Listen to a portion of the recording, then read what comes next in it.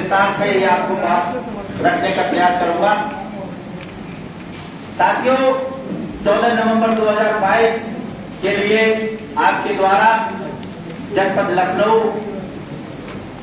में हमारे श्रीवास्तव जी जो आज के आपके चुनाव अधिकारी हैं, उसमें भी चुनाव अधिकारी थे प्रांत में, आपके द्वारा हमारे लिए प्रांतीय कार्यकारिणी को प्रमाण पत्र 14 नवंबर को दिया गया।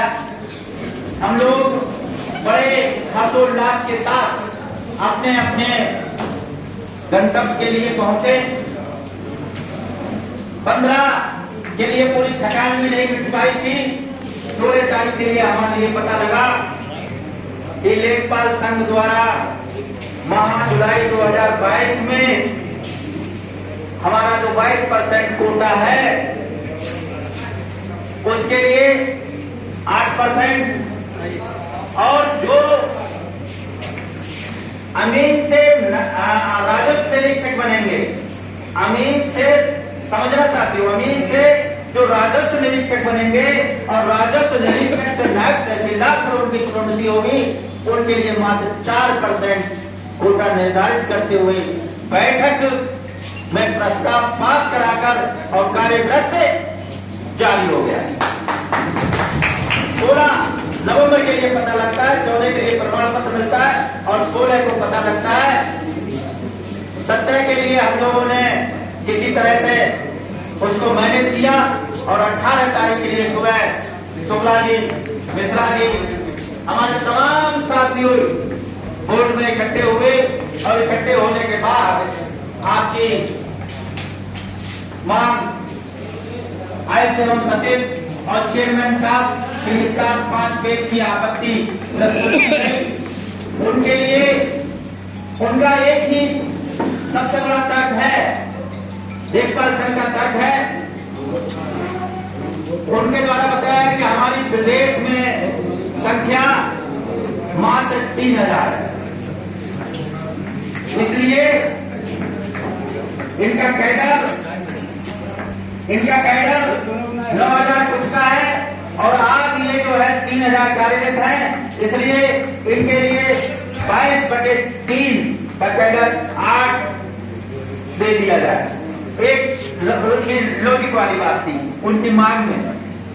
दूसरा उनका प्रश्न था, उनकी मांग थी कि संग्रह अमीन संघ के लोग जो है जिस समय पदोन्नति पाकर राजस्व निरीक्षक आते हैं उन्हें भूलेख का ज्ञान नहीं होता है, इसलिए इनके लिए कम मात्रा में, जो भी कम मात्रा हो उसमें इनके लिए और इससे विभाग की छवि खराब हो रही है।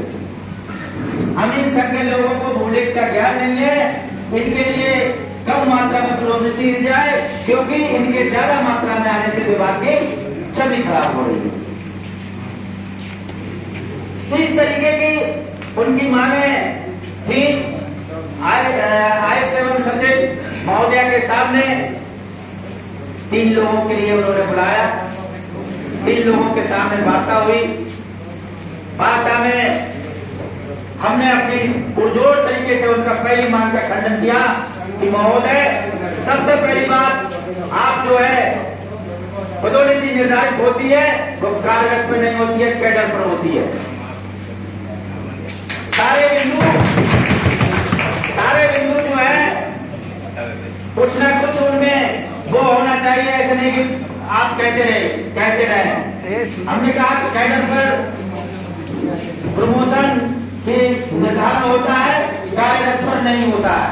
और दूसरी बात, इनका कहने का बिल्कुल गलत है कि 3000 ये कार्यरत है। हम जो है इस समय 5000 कार्यरत है और हमारे 4000 पद खाली है, उन पर लगातार हमारी प्रक्रिया चल रही है। इसलिए इनका ये कहना गलत है कि इनका 22/3 कर दिया जाए, क्योंकि निर्धारण जो है कैडर पर हुआ है। कैडर हमारा 9049 का है। दूसरा प्रश्न उनके द्वारा था कि इनके लिए भूलेख का ज्ञान नहीं है। हमने मैडम से कहा, मैम ये आपके राजस्व परिषद पर प्रश्न चिन्ह है, राजस्व परिषद पर प्रश्न चिन्ह है कि संग्रह अमीन को भूलेख का ज्ञान नहीं है। मैडम बिल्कुल नीचे देख रही थी, ऊपर देखने लगी, बोली क्यों राजस्व परिषद पर कैसे प्रश्न चिन्ह है? हमने कहा राजस्व परिषद पदोन्नति के बाद 3 महीने का प्रशिक्षण देता है। इसका मतलब राजस्व परिषद प्रशिक्षण के नाम पर घोटाला करता है, प्रशिक्षण नहीं देता, अभी इनको कुछ सिखाता नहीं है। यदि आपका राजस्व परिषद की बॉडी प्रशिक्षण 3 महीने का देती है तो हम ट्रेंड है, हम 3 महीने में सब कुछ सीख लेते हैं। सारे लोग आश्चर्य में पड़ गए, जितने भी कमेटी के सदस्य थे सब बिल्कुल मेरे चेहरे की तरफ देख रहे थे। दूसरे हमने कहा आपके लिए एक दूसरी बात मैं और कहूंगा मैडम कि इनके लिए लेखपाल संघ के लिए संग्रह का ज्ञान नहीं है, ना इनके लिए इस बात की ट्रेनिंग दी जाती है। हमारे तो भूले ट्रेन किया जाता है, बहुत सारे उतार चढ़ाव उस पर आए, उसके बाद उनका फिर आपत्ति हुई। 18 तारीख की आपत्ति के बाद हमने अपना लिखित उनके लिए प्रत्यावेदन दिया, उसमें हमारे लिए 2 दिसंबर के लिए फिर बुलाया गया। 2 दिसंबर 2022 को फिर बुलाया गया, लिखित साक्ष्य के साथ, पूरे एनेक्चर के साथ आपकी कार्यकारिणी के लोग यहाँ उपस्थित हुए।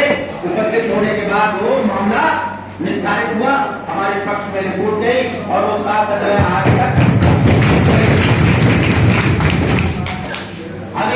अभी हमारे आदरणीय शुक्ला जी ने प्रश्न उठाया।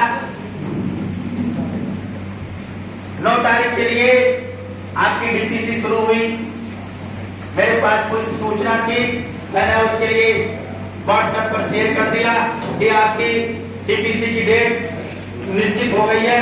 लोगों के कटाक्ष भी आए, कोई फर्क नहीं पड़ता, आने दो, जो जिसकी मानसिकता है वैसी मानसिकता रहती है। लेकिन 9 तारीख के लिए लेखपाल संघ द्वारा आपकी डीपीसी का फिर रुकवाने का प्रयास किया गया। 10 तारीख के लिए आप सब जानते हैं पुरानी पेंशन की रैली दिल्ली में थी। मैं 9 तारीख की रात को 11 बजे बस से दिल्ली प्रस्थान कर गया और 11 तारीख की सुबह में 4 बजे मैं जो है बरेली आया।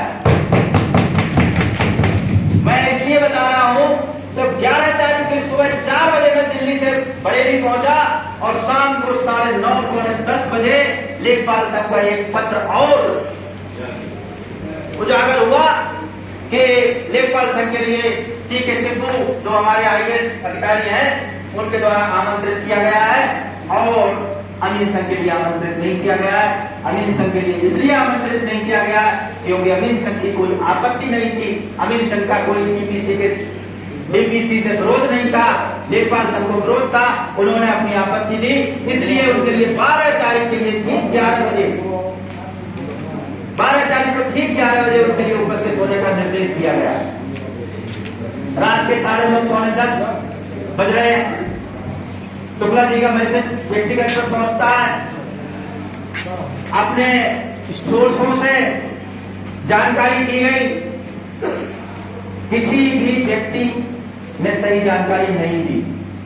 हमारे सेक्शन में किसी को जानकारी नहीं, सेक्शन 4 के अधिकारी ने फोन नहीं उठाया। निर्णय हुआ 10 बजे ठीक, मैंने व्हाट्सएप पर निर्णय दिया कि कल 10 बजे डीपीसी से संबंधित जो भी व्यक्ति जानकारी रखते हो और हमारे कैबिनेट के साथी परिषद में उपस्थित हो। मैं ठीक 10:15 बजे परिषद में उपस्थित हुआ। टीके सिब्बू साहब के सामने फिर पेशी हुई। उनका तर्क था कि साहब जिस तरह से आरके संघ ने नायब तहसीलदार राजस्व निरीक्षक से नायब तहसीलदार वाली पदोन्नति रोकी गई है शासन के अंतिम निर्णय होने तक, इसी तरह से ये भी डीपीसी शासन के अंतिम निर्णय होने तक रोक दिया है। ये उनका इस बात तक था कि शासन का अंतिम निर्णय आने तक डीपीसी ना की जाए और अगर की जाए तो हमारे शर्तों पर की जाए, 8% इनकी भर्ती इनके लिए किया जाए। हमारा नंबर आया, हमने अपनी बात रखी, हमने कहा महोदय आपके द्वारा परिषद से पूर्ण रूप से शासन को प्रस्ताव गया है कि जो नियमावली है, राजस्व निरीक्षक की जो नियमावली है, उसमें कोई संशोधन वांछित नहीं है। आपके द्वारा विभिन्न न्यायालयों में प्रतिशपथ पत्र काउंटर के द्वारा दिया गया है कि कार्यपालक राजस्व निरीक्षक सेवा नियमावली 1914 और 2014-15 में कोई संशोधन वांछित नहीं है। और जो आपके द्वारा दिया गया है प्रस्ताव, वो शासन में अभी लंबित है, ये बात सही है, लेकिन शासन ने आपके लिए कोई आदेश नहीं दिया। राजस्व निरीक्षक से न्याय प्रेसिडेंट की पदोन्नति में शासन द्वारा निर्देश आए थे कि ये डीपीसी रोक ली जाए अगले निर्णय तक, लेकिन इसमें कोई आदेश नहीं है, तो इसको रोकने का कोई प्रश्न ही नहीं उठता।